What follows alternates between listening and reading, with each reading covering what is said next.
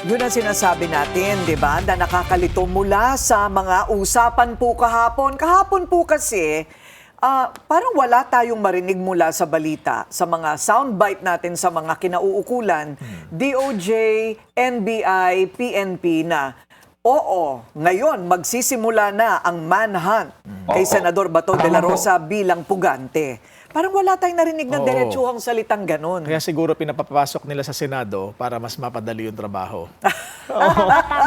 Parang, relax ka muna pare, hindi ka pa namin dadamputin. Pero actually, nakaabang na. Hindi ba? Baka ganun. Baka nagbubutas na ng pader. Di ba? Oo, correct. Kaya nagbabarena. Kaya lang, o kaya naghuhukay.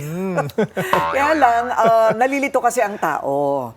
So yun po, malinaw, sabi po, talagang pwede nang arestuhin. Both NBI and or PNP. Samantala, eto, pasado na rin sa second reading ng Kamara ang proposed Anti-Political Dynasty Act ni na House Speaker Bogie D and Majority Floor Leader Sandro Marcos. Ipinagbabawal nito ang pagtakbo o paghalal sa magkakamag-anak na nasa second degree of consanguinity, ang affinity. Anong ibig sabihin nun? Basta pangalawang pinsan hanggang doon. Anak din, ano? Pati yung anak, oo. Tila long overdue na ang pagsasabatas ng anti-political dynasty law sa Pilipinas. 4 na dekadang nakalipas nang ma-ratify ang 1987 Constitution. Pero are we once and for all seeing the light at the end of the tunnel? Ayon sa marami, malayo pa. Okay, makakasama natin Akbayan Party List Representative Percy Sendanya para pag-usapan ang mga isyong ito. Welcome to Memo, Kong Percy. Magandang umaga. Good morning, Corina. Good morning, Willard. Good morning, Kong. Opo. Okay. Willard, ikaw na. Fire away. Kong Percy, ano ang masasabi ninyo dito sa bersyon na lumusot sa second reading sa House of Representatives? Ito ba ay sinusuportahan ninyo o parang wala lang ito? Well, frustrating yung lumabas na substitute bill dito sa anti-political dynasty bill sa Kongreso. In fact, medyo misnomer nga to say that it's anti-political dynasty kasi sa totoo lang, enabling itong panukalang batas na ito para sa political dynasty. At siguro bilang paglilinaw lang, yung pumasang version sa House of Representatives, ang kanyang coverage ay up to the second degree of consanguinity or affinity. Ibig sabihin, bawal ang magkapatid, bawal ang mag-asawa, bawal ang maglolo, lola at saka yung apo. So hanggang dun lamang. Tapos, meron pa silang nilagay na provision na ito ay hahatiin sa iba't ibang jurisdiction. Halimbawa, sa isang probinsya, pwede na ang dalawang magkapatid ay mayor na magkaibang bayan. Tapos pwedeng yung tatay nila, governor pa, tapos pwedeng yung nanay nila ay representative, tapos yung isa pa nilang pinsan ay party list representative, at yung isa pa nilang uncle ay senador ng bansa. So sa dulo, medyo may pagka-unli yung frame nitong quote-unquote anti-political dynasty bill na ito. Kaya frustrated talaga tayo with this version. But it is still a little better than what we have today. Tama po ba? Yes, up to a certain extent pagdating sa Senado. Kasi sa Senado, sinabi na isa siyang jurisdiction, so doon bawal yung magkapatid. Ibig sabihin kung meron na sana tayong anti-political dynasty law, hindi magkakaroon noong nakaraang linggo na primetime telenovela doon sa Senado na nangyari at nag-extend hanggang last night. So at least for that particular context. Pero sa House of Representatives, kung ito yung papasa na version, status quo ang lalabas. Walang gagalaw na baso. Pareho pa rin ang sitwasyon. Ganun po. So sa Senado, para sa mga simple lang po mag-isip, hindi na pwede yung magnanay, magtatay. Yes, hanggang magkapatid at hanggang kay lolo at apo. Paano po yung magpinsan? Pwede yung magpinsan kasi ang magpinsan ay nasa 4th degree of consanguinity or affinity. Depende kung saan yan. Again, the first cousin yan, no? So pwedeng ang magpinsan meron pa rin magpinsan, pwede pa rin magkaroon sa Senado given the current formulation of the law. Ano po ang tingin ninyong prospects nitong bersyon sa Kamara, sir? Lulusot ba ito sa third reading or i-adapt din ng Senado? Well, sa dulo, ito ay tingin ko lulusot talaga sa third reading kasi talaga may force ito ng majority at ng leadership ng House. No? In fact, no less than the Speaker and the Majority Floor Leader ang principal sponsors itong substitute bill. Tapos, ang laban talaga ay mangyayari, I believe, sa Bicameral Conference Committee. So napakahalaga yung mga kababayan natin to let our representatives and senators know na hindi kayo masaya doon sa version ng House of Representatives para naman magkaroon ng medyo mas maayos na compromise. Kasi so far, yung nakita natin sa Senado na committee report ay ganun din, up to the second degree of consanguinity or affinity. Tapos, ang pinaghiwalay lang, national at local. Ibig sabihin, sa dulo, sa bawat pamilya, pwede na may isang national at pwedeng may isang local. Hindi pwede yung meron kayong 3, 4 na local at 4 na senador na nakaupo dyan. Okay, so bali ano po ang mga bawal? So, para po malinaw, bawal po yung magnanay, magtatay, magkapatid sa Senado. Sa isang distrito po, ano po ang mga bawal na? Well, sa isang distrito, halimbawa, o pwedeng si tatay ay congressman.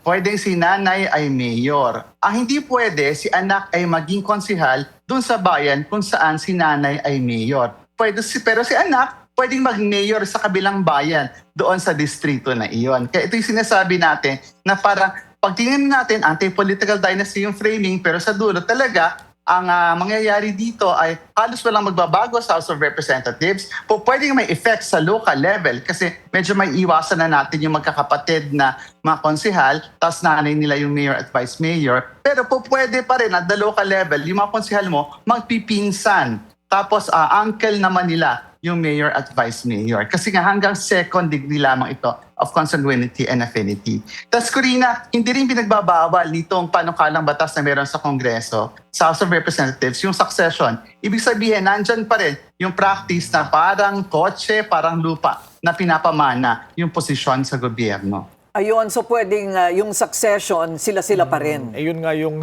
kaya nga definition ng dynasty, di ba? Oo. Kung Percy, yung bloodline ang pinag-uusapan, yung minamana-mana na lang at isang dinastiya na sila sa isang lugar.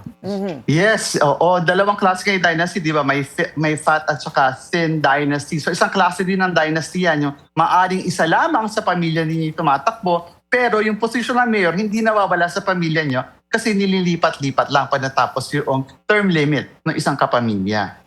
Okay, so kung kayo po ang gagawa ng paraan para it is a better version. Well, maybe perfection. Ano po ba yung perfect Yun muna. Ideal, ano po ba no? yung perfect version ng anti-dynasty bill? Karina, siguro hindi na ako lalayo. Ang babanggitin ko na lamang ay yung panukalang batas na final ng Akbayan. No? Kasi sa simula nitong proseso, Akbayan filed an anti-political dynasty bill. At nung deliberation sa committee, ito yung version na kinatigan ng maraming law expert at constitutional framers natin. No? Sa ating version, sinasabi natin dapat ang anti-political dynasty coverage ay up to the 4th degree of consanguinity or affinity. Ibig sabihin, bawal hanggang sa magpinsan. Kasi nakita naman natin sa Pilipinas, kahit magpinsan yan, kung sa isang locality, talagang strong yung familial relations at yung familial ties. So yun yung una, dapat at the 4th degree of consanguinity and affinity. Tapos dapat kasama yung succession at walang pagtatangi kung ito ba ay national o local. Ibig sabihin, isa lang sa bawat pamilya ang pwedeng mag-occupy ng position at any given point. And after the term, hindi pwedeng ipapamana. Hindi pwedeng ipapamana. Dapat magpahinga muna sila ng isang termino kung gusto nila uling tumakbo from the family. So nang sa ganun, you will open up the political spaces to other political players at posible na makapasok na talaga yung mga totoong reform candidates. Kaya lang, Corina, kung Percy, paano natin maiiwasan na magpapatakbo sila ng dami? O kumbaga, kinatawan lang nila, hindi naman nila necessarily na kamag-anak po. Well, may ganyan pa rin namang possibility. Pero sa dulo, pag ito ay pumasa na bilang batas at maipaliwanag natin sa taong bayan na talagang bawal ang political dynasty at hindi nakakatulong sa ating bansa na isang pamilya lang ang may hawak ng kapangyarihan, tingin ko medyo mas iba yung laban kapag ang pinatakbo ay dami lamang. Mas may fighting chance yung mga challengers who could be reform candidates. Kumbaga parang it's still better Oo. somehow, no? So Kaysa okay, wala. so yung pinaka-perpektong version yung sa inyo po, yung in your opinion, the Akbayan version. But to push it a little more, para medyo gumalaw ng kaunti yung baso, sabi nga po ninyo, ano pa ang pwedeng mangyari bago maipasa sa third reading? Pwede pa po ba ninyong ilaban ng isa pang bagay para lang po medyo mas maayos? Well, sa dulo, umaasa tayo na sa bicameral conference na mas, kung pumasa yung version ng Senado, mas yung Senate version ang ma-adopt, no? Ito yung produkto ng yung committee ni Senator Risa when she was still chair of the Committee on Election Reforms and Suffrage sa Senate. Yun nga, sa dulo yung compromise version sa Senate, dalawa lamang sa bawat pamilya ang pwedeng tumakbo. Isa sa national, isa sa local, tapos ang coverage ay second degree of consanguinity and affinity. Sa dulo, sana yun ang ma-adapt sa bicameral conference. Sana wala na yung pagtatangi na iba ang coverage kapag ikaw ay nasa Bayan 1 at Bayan 2, tapos iba kapag ikaw ay nasa probinsya, at saka iba pag ikaw ay nasa House of Representatives. Kasi yung pinaka-tragic nga dito ay yung mangyayari sa House. No? So kung ito ang papasang version, walang magbabago, status quo pa din. So nasaan yung pag-respond sa challenge ng Constitution for us to deconcentrate power sa ilang pamilya lamang? So what if you are president? Halimbawa, in the case of President Marcos or former President Duterte, even during the time of President Cory Aquino, pag ikaw ay presidente, pwede ka pa rin magkaroon ng mga kamag-anak sa Senado, sa Kongreso. Para po sa inyo, ano po ang dapat? Well, sa dulo, dapat kapag ikaw ay presidente, ang ideal sana wala ka na ibang kamag-anak sa gobyerno. No? Kasi nga parang talaga nako-concentrate yung kapangyarihan sa isang pamilya lamang. Kung may presidente ka, tapos meron kang kapatid, meron kang anak, meron kang pinsan sa iba't ibang posisyon sa pamahalaan. Kasi di ba our democracy was designed na dapat may mga checks and balance. At paano yung checks and balance na yun kung kayo ay magkakapamilya na nandyan sa puder? Mhm. Okay, so sa version pong ito na pumasa on second reading, ano po ang mga restraints for the presidency? Well, sa dulo, ang pagiging prohibition lang, hindi pwedeng kamag-anak up to the second degree of consanguinity and affinity, yung president at vice president, kasi treated sila as one jurisdiction. No? So, pero pwede ka magkaroon ng kapatid na senador, at saka gobernador, at saka mayor, at saka barangay captain. Ang bawal lang pala, vice president, na hindi pwedeng asawa mo or kamag-anak mo. Ayun. Pero sa Akbayan version, Kong Percy, doon sa Akbayan version, sinasabi natin dapat isa lang sa bawat pamilya ang pwedeng maupo. No? Pero yung sa Senate version, inuulit ko, ito naman yung sinasabi, pwedeng dalawa, one national at one local. Ito kasing paghihiwalay na ginawa ng House of Representatives sa jurisdiction, talaga na open mo na pwede talaga yung multiple positions. May nagsabi nga isang kasama ko dito sa Kongreso, parang unli position. Basta maging strategic lang yung pamilya, pagplanuhan nila na iba-ibang distrito ang tatakbuhang kongresista, tapos iba't ibang bayan tatakbong mayor, abay, pwede sila lahat nakaupo sa posisyon, isang pamilya lamang. ang daming bahay, Ang dami. daming address eh. Oo, at saka pero at least hindi ka na magme-memorize ng ibang pangalan. Yun na lang, straight voting na lang. Maraming salamat po sa inyong panahon, Congressman Percy Sandanya ng Akbayan Party List. Thank you, sir. Maraming salamat, Corina at Willard. Have a nice day. Thank you, Kong. Alam mo kung bakit nakakalusot? Nakakalusot talaga yung mga pamilya. Nakita ko yan dun sa isa kong programa na bara-barangay talaga ang pinapasok namin. Na ang nagpapaliwanag kasi ng batas, kanilang mga karapatan, sino dapat ang iboto, ay yung pinakamababang di ba, yung pinakamaliit na bahagi ng gobyerno, which is the barangay level. So yung mga barangay captain, yan talagang kumakausap sa kanilang mga silang nagbibigay ng mga mga ayuda. Silang nagbibigay ng mga gamot na libre. Correct. Lahat yan. Nagbibigay ng trabaho sa mga street sweeper. Sila rin na nagsasabi na ito dapat ang iboto nyo. Itong pamilyang ito. O itong konsehala na ito, anak ito ni Mayor. Masaya naman tayo kay Mayor, di ba? So kahit hindi sila masaya, aayon na lang sila doon sa barangay captain So sila yung campaign manager. Sila na yung campaign manager. Kasi kung marunong mag-alaga, ang aalagaan lang ng mayor ay yung kanyang mga konsehal at barangay captain. Hindi na niya kailangan alagaan down the line yung pinakamahirap sa mahirap na botante. Oo. So, At that minsan may way. threat pa na Ha? kapag hindi mo binoto, hindi ka na masasama sa listahan ng ayuda next time. Yes, Ganyan, may ganun talaga. Hindi ko kolektahin ang basura mo. May Wala, ganun naku, talaga. So, systemic, pero maganda nga itong nangyayaring ito. At least medyo, sabi nga umurong ng kaunti ang baso.